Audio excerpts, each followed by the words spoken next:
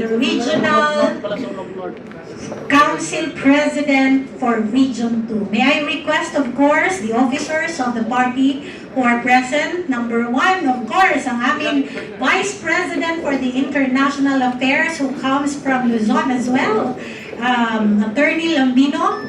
Our Arbitration Committee Chairperson, Attorney Pogi, you're the one. Jimmy Bondo, Attorney Yvette Contacto, former Undersecretary Penny Belmonte, former Commissioner, asan si Raymar Mansiluman. Ka-Raymar, come over here. Ayan, to witness the oath taking of Attorney Engelbert. And of course, ipapawitness din namin our incoming Council President for Pasay City who will soon take their oath also. Yorme!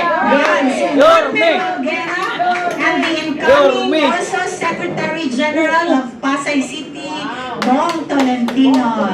Okay, dito kayo, witness kayo ngayon. Next, pag-oath nila, witness na rin sila. Ayan. Pwedeng forward kayo. And of course, ang ating Executive Director. Forward na lang. So, my honor, one is 30. So, let's say it as a state name. Okay?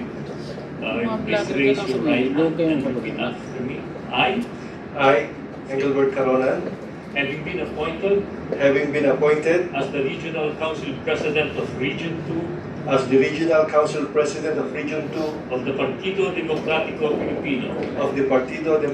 Filipino, do solemnly swear solemnly swear to abide by and uphold the Constitution of the Republic of the Philippines to abide by and uphold the Constitution of the Republic of the Philippines and of the party, and of the party, keep faith in and put in practice to keep faith in and put into practice the five basic principles of PDP the 5 basic principles of PDP and the basic objective of federalism, and the basic objective of federalism, to perform my duties to the best of my abilities and capabilities, to perform my duties to the best of my abilities and capabilities without fear or favor, without fear or favor, with the aim in view of furthering the objectives of the party with the aim in view of furthering the objectives of the party and advancing the interests of the community to which it is dedicated, and advancing the interests of the community to which it is dedicated, and to conduct myself in a manner befitting a good and true PDP,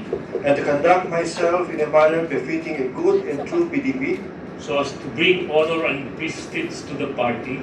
so as to bring honor and prestige to the party, And I take this pledge without mental reservation or purpose of evasion. and I take this pledge without mental reservation or purpose of evasion. So help me God. So help me God. Congratulations! Congratulations, and of course, Unang-una gusto kong magpasalamat sa PDP for entrusting to me Region 2. Napakalaking lugar po ang Region 2 at napakalawak po nito.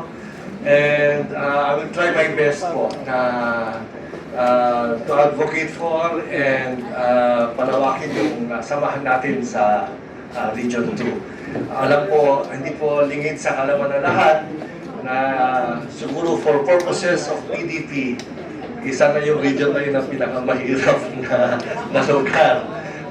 But definitely, I will try my best. I think, hindi naman po mahirap, no? Kasi may malinaw naman tayong purpose, meron tayong malinaw na objective. I think yun lang naman ang hinihingi ng mga tao, no? Something that would clarify to them what are our purposes. Nakikita naman nila yung bagay na yun. And we have a leader na they can trust. I think yun ang very critical sa susunod na mga political exercise. It's a question naman ng trust. A question kung sino yung partido na pwede pagkatiwalaan. A question kung sino yung leader na dapat pagkatiwalaan. So, we did not articulate so many things. They only need to look at us, to look at our leaders, and I think we will be able to convince more people. So, thank you very much. bago nating kasama sa PDP si Attorney Jojo. Kapatak nga Ilocano nga mga rabunggan sa loyot nga day ti laot na nga intono nga bunchik. Sabi ko kanina, tinatanong nila sa akin kung ano ba yung mabuhay sa Ilocano. Sabi ko, agbyag. Agbyag. Ibig sabihin nun, agbyag mabuhay. Hindi agbayag. Kasi yung agbayag, matagal. Yung sa Ilocano yun, agbayag ka, matagal ka naman. Ibig sabihin nun. Ngayon, kaplawak tayo amin nga kapatak Ilocano, titamyanan. Sabi nga nila, ano pa raw yung solid north? Wala naman ng solid north ngayon pag pinag-uusapan ay politika doon sa kabila. Kasi sa Region 1, doon pa lamang sa probinsya natin sa Pangasinan, siyang pinakamalaking probinsya sa buong Northern Luzon, if not all provinces north of Manila. At doon sa Pangasinan, at doon naman tayo sa Pangasinan. Ganon din sa Laon dyan. Marami naman tayong mga kaibigan dyan na membro po ng PDP. At lalo-lalo na sa Ilocos. Alam naman na po natin yung sitwasyon dyan sa Ilocos. Andyan pa rin si Manong Chami Singson. Pagdating naman sa Region 2, andito na ngayon ang bago nating presidente sa Region 2. At least nawalan na po ng isang malaking problema sa Northern Luzon. At andyan na si Attorney Jojo na kasama natin. At dating Vice Mayor ng Tuguegarao City at siyempre naging Presidente ka ng Development Academy of the Philippines. Yun naman kailangan natin sa PDP. Yung kanilang damdamin, kaisipan, at ang ginagawa nila is more on development-oriented leaders. Na yun po ang direksyon ng PDP laban. Na kailangan po ay magkaroon tayo ng mga pinuno ng partido para mas mapalakas natin ang mga kasapi natin sa local at village leaders. Alam po ninyo, yung political system natin sa Pilipinas, tinatawag ko itong kung baga sa telepono, nasa iCloud, yung mga partido. Political parties in the Philippines, except PDP Laban, wala silang pundasyon sa baba. Lahat nakalutang yung mga partido. Yung mga politiko na nandiyan, pwede silang magpapalit-palit, magpalipat-lipat everyday kung gusto nila.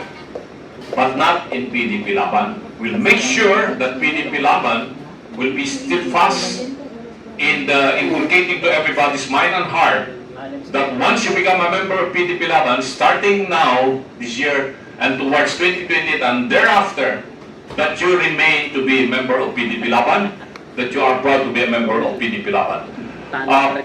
Party build-up, party system, and party strengthening is not measured by whether we are going to win the elections or not. We will make sure that PDP Laban will know how to take care of its leaders and its members. We will make sure that we are going to try our best to give our political opponents a good fight